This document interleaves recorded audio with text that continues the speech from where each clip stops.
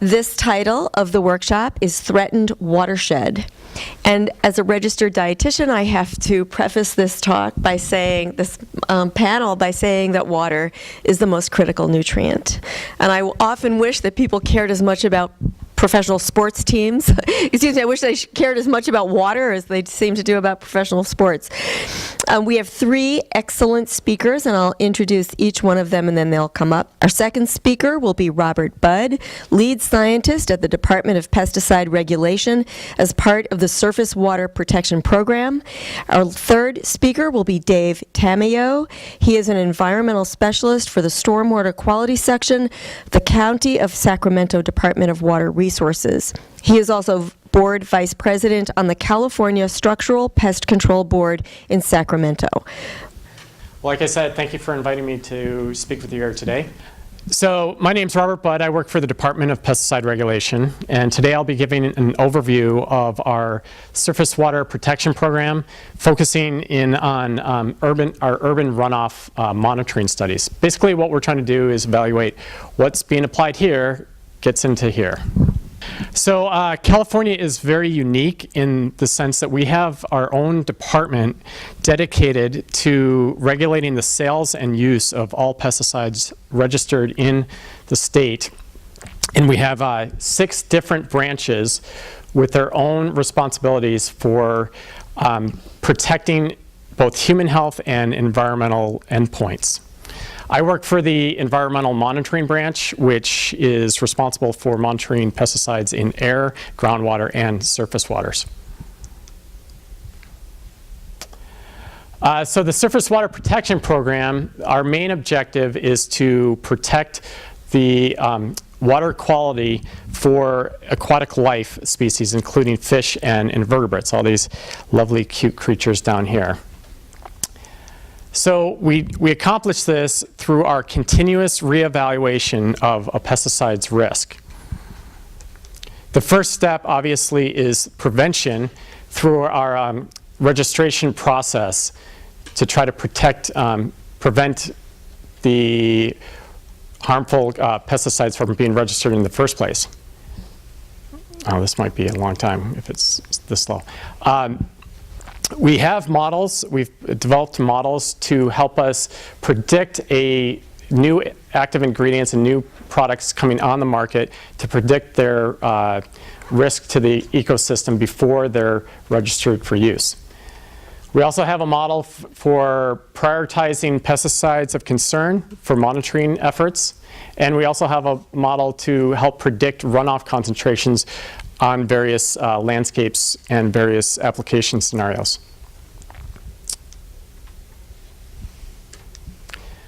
We currently monitor throughout the state and throughout the year on both urban and agricultural landscapes. Once we have enough data, we use that data to assess for both spatial and temporal trends and concentrations. And this is primarily to help us identify any pesticide concerns that we have within the state. If we identify a problem, we then move on to the mitigation phase and help develop best management strategies or mitigation strategies. We work with multiple stakeholders to try to implement those strategies to make them effective. And the next phase is obviously we've been going out and trying to get the message about the issues that we've found. We work with other state agencies like the water boards and the professional structural applicators or the agricultural applicators, and also the general public. And finally, if necessary, we do have the ability to implement regulation through working with the registrants to put additional restrictions on labels or implementing our own state or regional regulations. And so these regulations, if we do create them, go beyond what's on the label, but they're still enforceable by our department. So in essence, our objectives for our monitoring boils down to 4 main questions. What's being detected in the surface waters? where are they and how often are they being detected? If they're detected, are they a problem to our ecological receptors? And if for those that are a problem, how do we deal with this and how do we make a change? So obviously there's a lot of pesticides that different product types and different formulations that can be utilized both on the urban and ag landscapes. And we want to know what's going from here into our surface waters. Currently, I found this number astonishing. We have over 4,500 products containing 708 active ingredients currently registered for use on the urban landscape in California. And this is not ag, this is just urban.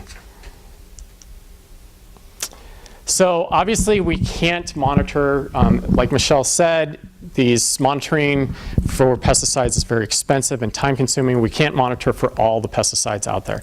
So what we've done is we've developed a prioritization model that helps us generate a ranked list of pesticides based on their physiochemical properties and their reported use and the toxicity thresholds. And what we can utilize either the acute or the chronic or the minimum values set by the EPA to generate this list.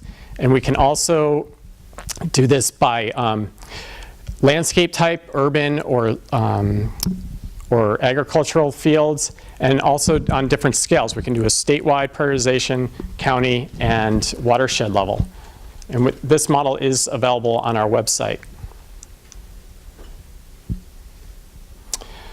So again, California is unique in the sense that we require all professional applications of pesticides to be reported to DPR. This data is stored in the Pesticide Use Reporting System, or the PUR. This is the largest pesticide use reporting system in the world. It's not perfect, but it is, we believe, the best that's out there. The data that's generated from this database is used to model exposure and potential risk. We currently have over 4 million records and growing every year. And again, this data is available to the public through our CalPIP portal right there. And so this is an overview of where we sample throughout the state. This is, again, just urban monitoring locations. We tend to focus on the major urban centers of the state in Sacramento, the Bay Area, LA, and Orange County, and San Diego. We sample at storm drains to help evaluate the source identification of pesticides, where they're coming from. We also have sites at receiving waters to evaluate the overall health of the streams. We sample during dry season to get a base flow concentration, what's coming off the majority of the year, and also during rain events to help evaluate what effect stormwater runoff has on contaminant transport. So this is just a quick slide of what we found. This is the top 10 or most frequently detected pesticides in urban waters, both storm drains and receiving waters. I just give a general overview. The yellow is the detection frequency on the y-axis. These are each of the different chemicals. And the red is the exceedance, which the percentage of the concentrations that are found over the minimum aquatic benchmark set by the EPA. So as Michelle said earlier, just because we are finding a chemical at fairly high frequencies does not necessarily mean it's of ecological importance. However, the red ones are where we try to focus our mitigation on. These red circled pesticides are very common in both household products and professional products. The bifenthrin and cyfluthrin are in the pyrethroid class, which has already been discussed in previous talks. And fipronil is a very popular active ingredient in professionally applied pesticides used for, especially for ant populations down here in the south. Imidacloprid has been, again, Michelle highlighted this as neonic. Of interest is this last year was all yellow, and so it wasn't really considered a concern to us. It is being detected fairly frequently in our urban waterways, but the EPA recently lowered the benchmark, making the exceedance rate jump up to almost 100% for this chemical. So we are currently, as a department, reevaluating this active ingredient and going through the data, and should hopefully have a monitoring report out in the next several months. So what would the source of imidacloprid be? In urban? Oh, it's in a lot of products. It's utilized in a lot with they put both bifenthrin and imidacloprid in a lot of the outdoor use products. And I think there's even some granular product. Do you know that, Michelle? Yeah. I mean, there's also just if you go to like your home improvement store, a lot of it will have. Yeah. It's definitely the most popular neonic in urban products. It's used for flea control. Yes, and that's a totally different, so we consider all the pet products a different issue. We do look at that, but that's more of a wastewater issue, and so we'll be addressing those in another study. One comment, if you would. Oh, I'm sorry. And I'm not used to speaking into a mic, so. if we can hold the questions till at least after each speaker, that would be great. And Okay. then you can repeat them in the microphone. Absolutely. Okay, great. Thank you. Sorry about that. Okay, so this is the same type of graph that shows the detection frequency to highlight the importance of stormwater. So here you see in almost every case, we're detecting all the pesticides at a higher frequency during storm events versus the dry season. So this really highlights why it's important to not spray pesticides when it's predicted to rain. And it's, again, similar active ingredients that we saw before. So this is what I'm calling a heat map. This helps us identify regions of potential concern. This just represents the median concentrations of fipronil in our watersheds. And with the highest concentrations here indicated in red, orange being medium concentrations, and then the lowest concern in green. And as you can see, there's definitely a regional pattern of highest concentrations of fipronil down in LA and Orange County, very near us right now. And the same can be said for bifenthrin as well. We're seeing much higher concentrations in LA County. And this is really, like I said before about fipronil, there's a big pest pressures with Argentine ants down here, and so the professionals love to use these particular products. And also, there's another aspect of Southern California waterways they're mostly concrete lined, which has a much quicker conduit for transporting contaminants off-site and into the local waterways. Whereas, up in the north, you've got a lot more natural systems that help buffer these contaminants. So now I'm going to switch gears and talk to you a little bit about the mitigation and outreach that the department's been involved with. Oops, sorry. The first major push came back in 2012, the surface water regulations that went into effect, and the major objective was to try to reduce the pyrethroids in runoff. And this applies to all professional applicators, including landscape maintenance gardeners. As I've stated, there's a lot of evidence of why these regulations were necessary. We've been detecting pyrethroids in the waterways at concentrations that are potentially toxic to aquatic species for several years.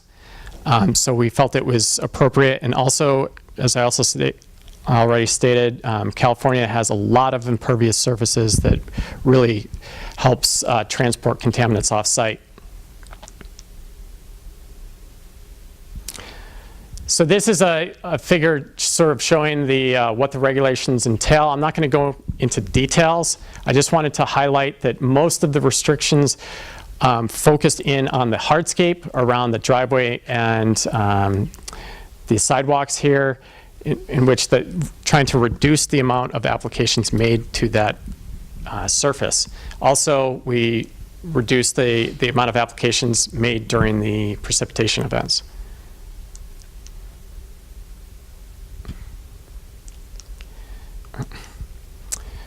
So another mitigation effort that I've actually been intimately involved with was fipronil and trying to reduce their concentrations in the waterways. So this is a very new mitigation strategy that's the label, or I'll get into that in a second.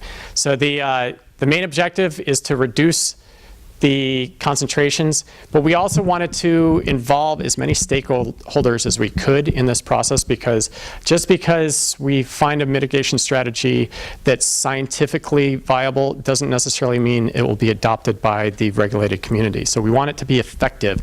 So we brought as many people to the table as we could. First, we contracted out with investigators at UC Riverside to conduct runoff studies, and they, under restricted application scenarios, they measured both runoff and ant populations that test for efficacy.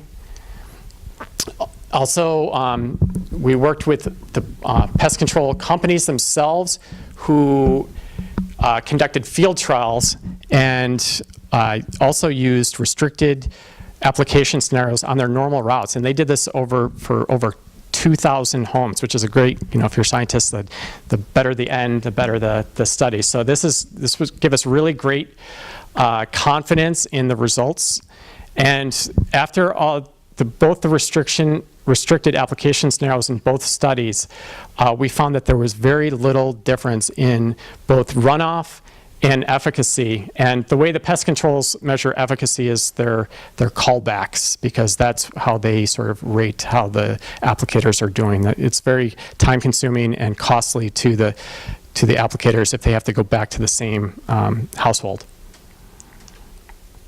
Again, this is a similar figure showing the restrictions for fipronil, and these are actually more impressive. We worked with the registrants themselves, so this is going on the actual labels, and labels are law in the state. And again, you'll see a recurring theme here that there's no applications now being applied to the hardscape at all, and we've done several other things, and the other important aspect is that there's no applications for fipronil products between November and February, which really cuts out a large time of the year. We picked that time frame because it's when the majority of the storms occur in California.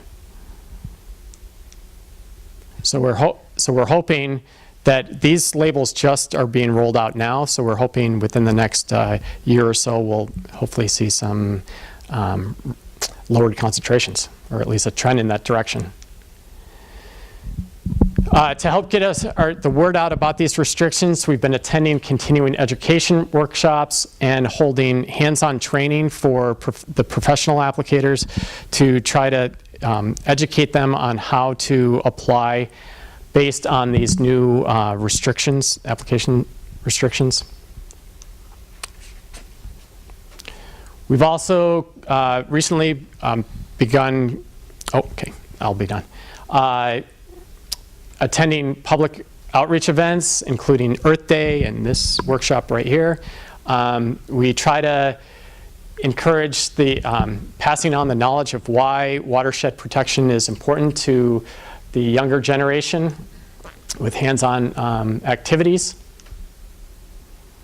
We've developed public outreach materials for both the professional applicators and the public, and I've actually made copies of this brochure and put them on the front table if anybody would like to pick one up. And a big part of our success is our developing external collaborations with external entities. One of those is Our Water, Our World, who has done a great job of disseminating IPM information up in big box stores in Northern California. So we're currently contracting with them to try to start that same focus down here in the Southern California. And then we also have a We work with UC Cooperative Extension on both research and outreach efforts. And the Stream Pollution Trends Monitoring Program, which is a large water boards run program. And we work with them a lot to try to maximize the amount of monitoring data that we generate to evaluate the health of our ecosystem, and yet not duplicate efforts between all the monitoring partnerships. And lastly, I was told that this was very important to put in a slide of how to tie it all in on how the general public can help. Probably the most important, I know that the labels are always written in lawyer speak and microscopic scale text, but it's very important to follow the labels and to look for effective, low-risk pesticides when spraying. I think probably the most important things to try to keep in mind is minimize any applications to the driveway or the hardscape, and don't over-irrigate your lawn or driveway. And lastly, to ask your PMC if they offer IPM options. And that's the end. Great. Okay. Dave? I'm identified here as the Vice President of the California Structural Pest Control Board, and we're a licensing authority that issues licenses to people who professionally perform pest control in and around homes. We don't regulate the landscape maintenance folks. Keep the microphone up by your mouth. Get it better. Okay, and so and I wanted to add a little bit about my role as well. So that Structural Pest Control Board is a very part-time position. My main day job is as an environmental scientist with the County of Sacramento Stormwater Program, and I do a lot of my work outside of my individual agency and try and do things on a sort of statewide basis. I don't represent the county on the Structural Pest Control Board, but I bring that perspective there. I'm also worked with a statewide organization of stormwater agencies that have similar problems with pesticides, and representing 50 agencies rather than my own is a more effective way of influencing state and federal policy. And I'm also have used that my working with the University of California IPM program with DPR, who's been very responsive in increasing their focus on urban pesticide issues. They weren't 20 years ago very focused on it at all, but through changes in administration and staffing up folks like that are in Robert Budd's shop, there's much more capability. And then also working a little less effectively with the U.S. EPA and the National Pest Management Association. And so the issue of pesticides in urban water bodies, one thing is, in using DPR's data, on a mass basis, there's more pesticides used in urban areas, and people use it. They don't have the same types of economic constraints. So it's about 50-50, but it's actually a little bit more is used in urban areas rather as opposed to agriculture. And a big issue in urban areas is that we have hard surfaces, and so it washes off pretty well. And we've touched on this before, that whack-a-mole issue, and we got started because we found diazinon and chlorpyrifos in toxic levels, really toxic levels, everywhere we looked, everywhere in the state, and almost universally orders of magnitude higher than the toxic levels. And I'm talking about toxicity to urban to aquatic organisms, similar to what Michelle was talking about. And then the same thing happened when we predicted that this would happen, that people would switch to pyrethroids, and so we saw a similar pattern, and then now we're seeing it in fipronil, which Fortunately, DPR reacted very quickly to that, and before fipronil even showed up in our permits as something we had to deal with, DPR has already negotiated really significant changes with the industry to put restrictions on the labels, which we hope will be a problem. And as Rob indicated, it's largely driven by Argentine ant problems in California. There's probably other problems in other states, and mostly by ant control by professionals. And this is actually Mike Rust, who's an entomologist at UC Riverside, but this type of activity is where we think most of the runoff comes from. It's not from homeowners, although there's probably, because homeowners tend not to read labels very well and are less careful than the licensed professionals, there's almost certainly some component. But looking at sales and use data, it's pretty clear that this component right here, structural pest control, and this is just for, and this is 10 years old, but it's a similar pattern that it's almost, it's dominated by professional applications. So one of the approaches that I took, and this occurred actually since I've been on the board, and they didn't used to have any mention of the environment in their mission statement. It was just about consumer protection. And so when we revamped that, we included "and the environment," because if we need to make some policy statements about what we're supposed to be doing and what we expect from industry. And you know, some of these they're sort of setting the stage. I don't pretend that these are going to be perfect, but so back in 2009, actually before I joined the board, I and some other folks in the community advocated for an addition of integrated pest management as a component of the training for licensees. So we succeeded in getting 2 hours per licensing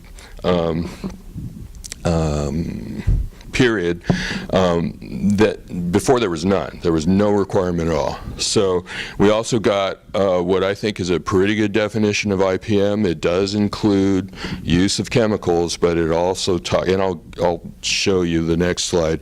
And then also regulations that allow legitimate claims of environmental benefit. And so if you make a false claim, you're subject to enforcement. If you make a legitimate claim, for instance, setting the stage for good IPM certification programs that reduce the amount of pesticides.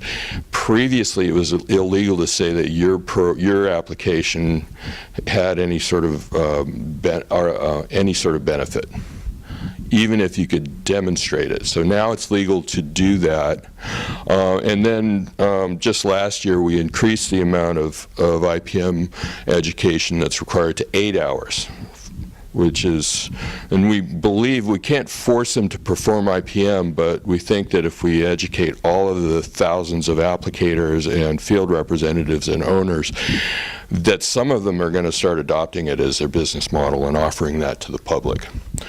I just included that definition so that it's in the record. You can go back and look at it. It's in regulation.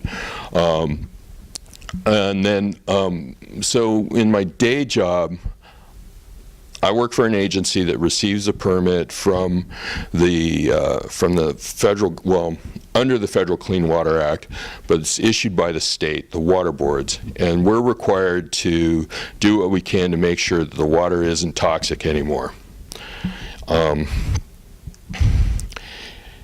And one of the things that we've done is work back with the state water board and say, well, if you want us to do that, we have very limited ability to, in fact, we're precluded under state law from regulating pesticide use as a local agency.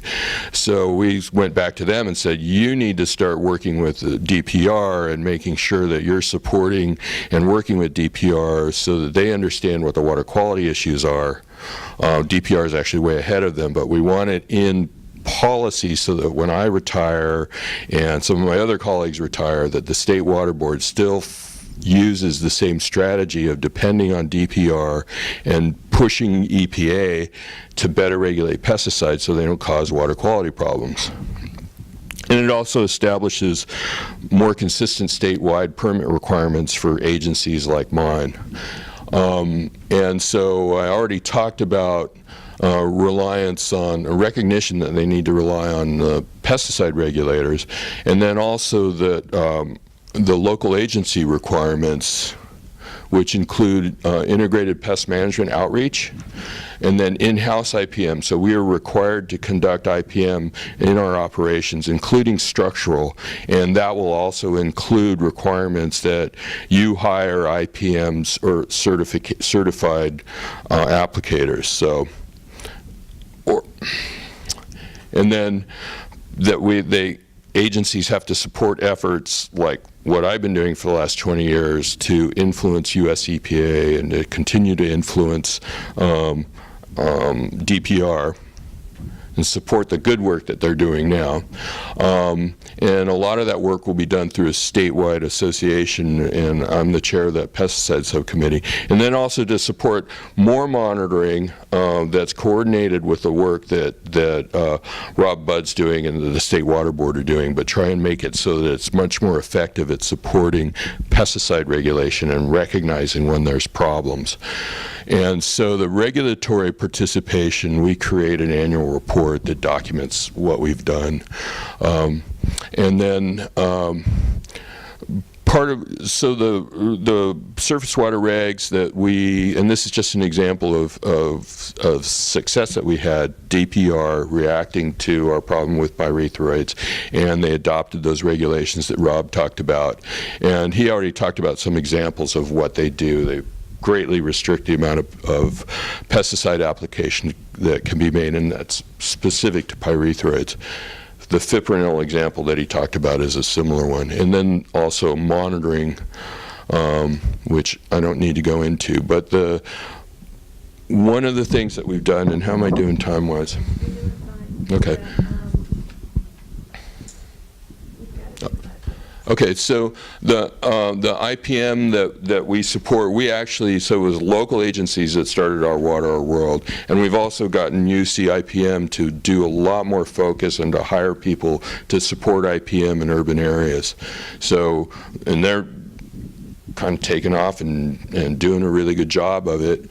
And then the in-house IPM, I was part of the efforts to form both of these programs, both of which are still too small and really not quite where they need to be as far as being a significant portion of the urban pest control market. But one of the things that will be required in newer statewide regulations will be that all local agencies that have a stormwater permit, which is basically all cities and counties in the state, will have to use IPM in structural control in their buildings. And since they hardly ever do that themselves, one way to demonstrate that is to hire these folks. So it's sort of a market nudge.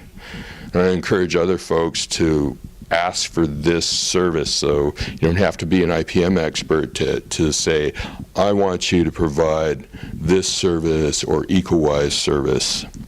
So I want to talk a little bit more about Our Water, Our World and WaterWise. They both have, no, this one's not. So Our Water, Our World is not by University of California. WaterWise is by the University of California. Those two programs are working closer and closer together, but they have outreach materials and web-based things that can give you a lot of detail on how to manage pests.